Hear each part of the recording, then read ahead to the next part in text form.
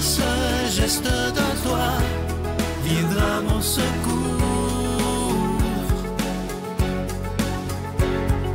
Viens semer dans mon âme le grain de l'amour.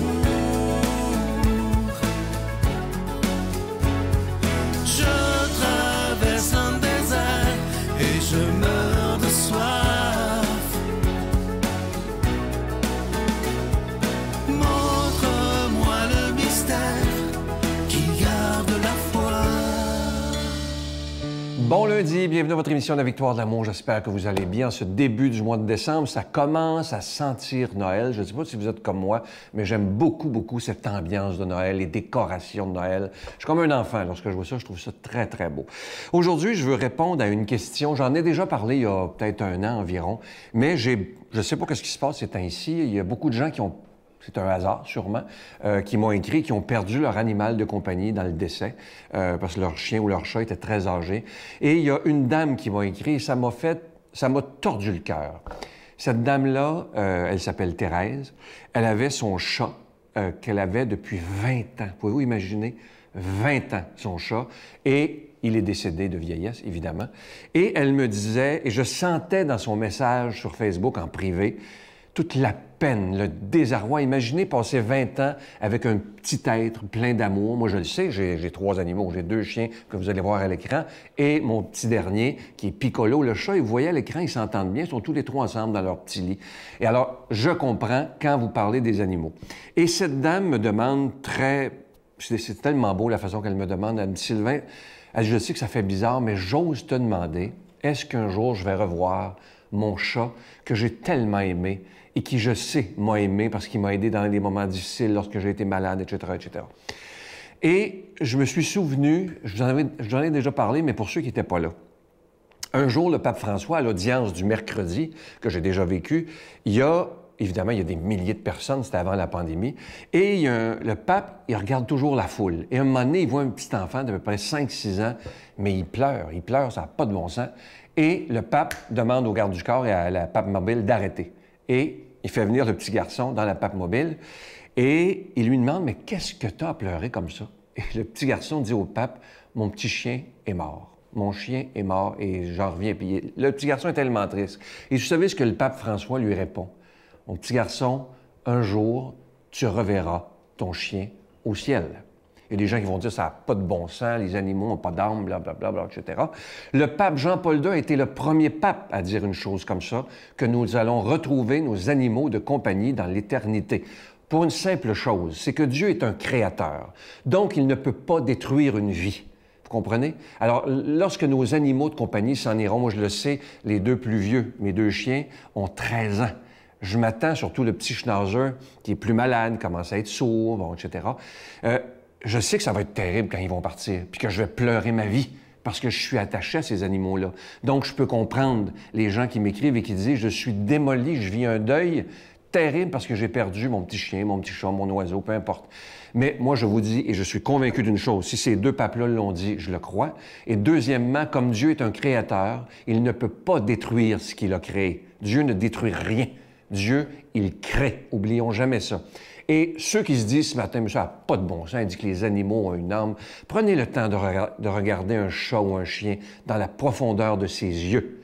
Et vous allez voir que c'est pas juste une petite boule de poil. Il y a pas quelqu'un, mais il y a une âme qui vit et qui nous aime. Moi, je le sais, mes 2 chiens et le chat, je sens tellement d'amour que s'ils n'étaient pas dans la maison, ça ne serait pas pareil. Alors, je veux juste vous dire à Thérèse aujourd'hui, je sais que vous avez perdu votre chat, vous l'avez aimé du plus profond de votre être, mais dites-vous qu'un jour, vous allez le retrouver. Notre Père qui es aux cieux, que ton nom soit sanctifié, que ton règne vienne, que ta volonté soit faite sur la terre comme au ciel. Donne-nous aujourd'hui notre pain de ce jour. Pardonne-nous nos offenses, comme nous pardonnons aussi à ceux qui nous ont offensés. Et ne nous laisse pas entrer en tentation, mais délivre-nous du mal, car c'est à toi qu'appartiennent le règne, la puissance et la gloire pour les siècles des siècles. Amen. Je continuerai à croire, même si tout le monde perd espoir. Je continuerai à aimer, même si les autres parlent de haine. Je continuerai à construire, même si les autres détruisent.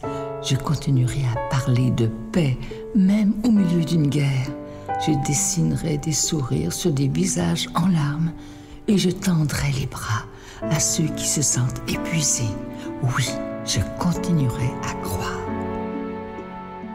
Je prends quelques instants pour solliciter votre aide pour le ministère de la Victoire de l'Amour. Je vous en parle depuis le Téléthon, ce magnifique cadeau du mois de décembre, l'étoile de Bethléem. C'est un bijou, évidemment. Il est en cristal. Vous le voyez à l'écran présentement. Ça vient avec la chaîne qui est en acier inoxydable, donc ça ne ternira pas. Et ce bijou, il est déjà béni. Également, vous pouvez toujours vous procurer ce magnifique ange de Noël. Vous le voyez à l'écran, il est absolument magnifique. Et comme je vous le disais les dernières semaines, il y aura toujours la médaille miraculeuse qui est disponible. Je vous donne l'adresse en vous disant que c'est avec un don de 25 $. Et si vous voulez 2 cadeaux avec un don de 40 $, la voici l'adresse, la Victoire de l'Amour, case postale 120, succursale Boucherville à Boucherville, le J4B 5E6. Je vous la redonne, la Victoire de l'Amour, case postale 120, succursale Boucherville à Boucherville, le J4B 5E6. Également par téléphone, par carte de crédit du lundi au vendredi de 8h30 à 16h30 dans le 514-523-4433, 523-4433 ou sans frais le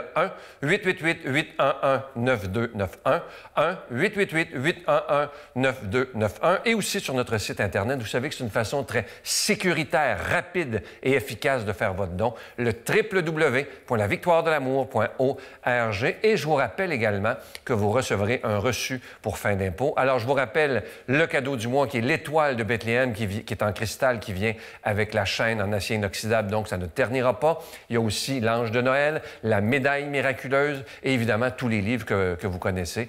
Merci de tout cœur de ce que vous ferez pour la Victoire de l'Amour et merci de votre don spécial en cette période de Noël. Merci de tout cœur.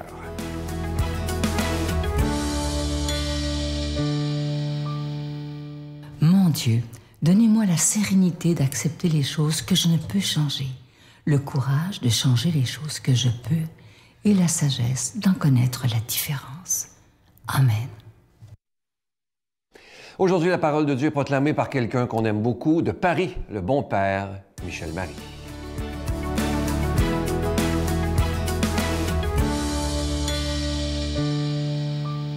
Heureux de vous retrouver en cette belle journée. Évangile de Jésus-Christ selon saint Luc. En ce temps-là, un jour que Jésus enseignait, il y avait dans l'assistance des pharisiens et des docteurs de la loi, venus de tous les villages de Galilée et de Judée, ainsi que de Jérusalem. Et la puissance du Seigneur était à l'œuvre pour lui faire opérer des guérisons. Arrivent des gens, portant sur une civière un homme qui était paralysé. Ils cherchaient à le faire entrer pour le placer devant Jésus, mais ne voyant pas comment faire à cause de la foule, ils montèrent sur le toit et en écartant les tuiles, ils le firent descendre avec sa civière en plein milieu devant Jésus. Voyant leur foi, il dit « Homme, tes péchés te sont pardonnés. » Les scribes et les pharisiens se mirent à raisonner. « Qui est celui-là » Il dit des blasphèmes. « Qui donc peut pardonner les péchés sinon Dieu seul ?» Mais Jésus, saisissant leurs pensées, leur répondit « Pourquoi ces pensées vaines dans vos cœurs? Qu'est-ce qui est le plus facile? Dire tes péchés sont pardonnés ou dire lève-toi et marche?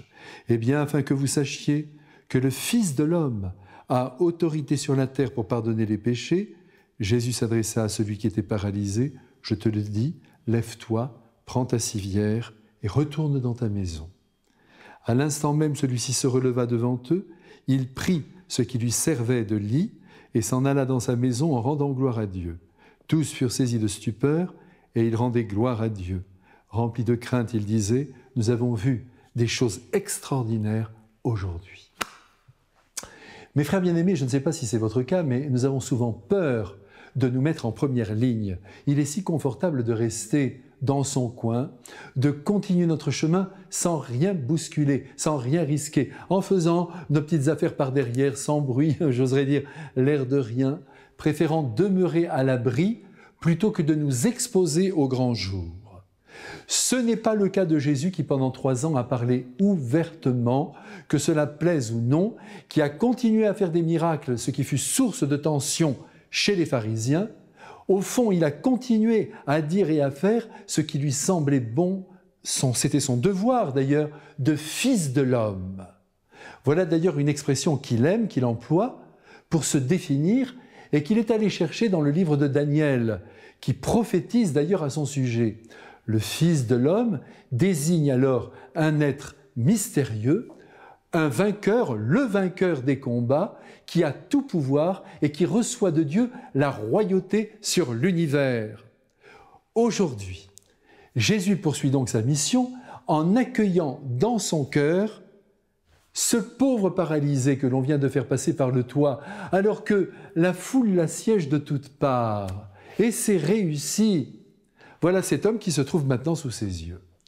Nous remarquons ici que personne ne fait une remarque à celui qui est passé devant les autres. Le Christ n'est pas d'abord un homme de justice. Sa justice, elle est comme enveloppée par l'amour. Et il ne voit qu'une chose, l'intention des personnes, l'intention de ces 4 amis qui ont fait descendre l'homme par le toit en prenant sans doute un risque énorme. Mais je vous l'ai dit, Dieu aime ceux qui se risquent. Les pantouflards, les camouflés ne sont pas de son goût. Il salue donc la foi de ces hommes et s'occupe, c'est ce que nous ne devons pas perdre de vue, de l'âme du malade avant que de s'occuper de son corps. Ce que je vous dis là est de la plus haute importance parce que nous ne pensons pas beaucoup à notre âme, il faut bien le reconnaître. On fait beaucoup pour le corps et c'est très bien, mais notre âme, nous ne la cajolons pas beaucoup. Si elle s'embourbe, ce n'est pas grave. On continue la route. Et pourtant, quand elle est encombrée d'égoïsme, quand notre cœur est dur, sévère, quand la méchanceté nous étreint, quand l'esprit de critique et de jugement ne quitte pas nos pensées, eh bien, notre âme perd de sa beauté, de son élasticité. Et il faudrait alors la nettoyer, la dégager de ses mauvaises habitudes. Mais comment? Eh bien, tout d'abord en regrettant intérieurement ce que nous avons fait ou dit.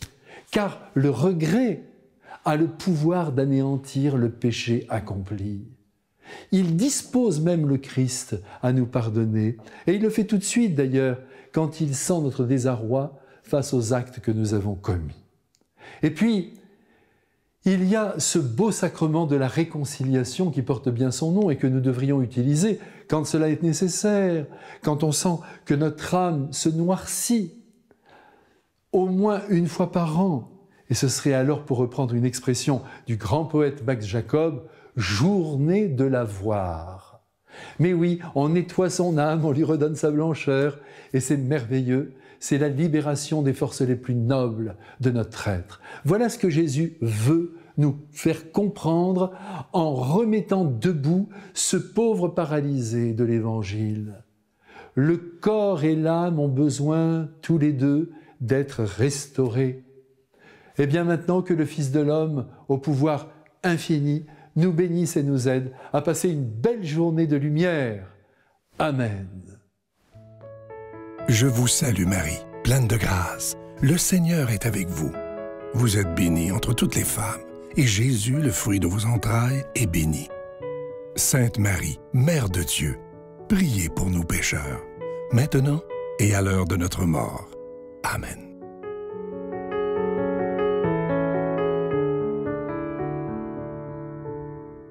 Alors, je vous rappelle cette magnifique étoile de Bethléem qui est toujours, évidemment, qui est disponible pendant tout le mois de décembre. Là, évidemment, l'Ange de Noël, collection 2022, qui est en épinglette. Vous le voyez à l'écran, il est tellement beau. Il est en zircon, en cristal, orné de petits zircons. Et l'étoile de Bethléem, elle est en cristal. La chaîne est en acier inoxydable, donc ça ne ternira pas. Et ces 2 bijoux sont déjà bénis. Merci de tout cœur de ce que vous faites pour la victoire de l'amour. Vous savez que sans vous, on ne pourra pas être là. Et moi, je veux juste vous dire que je suis heureux d'être là depuis bientôt 28 ans. Je vous souhaite la plus belle des journées et on se prépare à vivre Noël bientôt. Bye!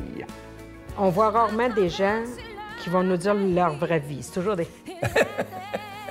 Tu sais, la vie ne se résume pas à ça. Oui, tu as des moments très joyeux dans ta vie, mais tu as des moments qui sont très durs aussi.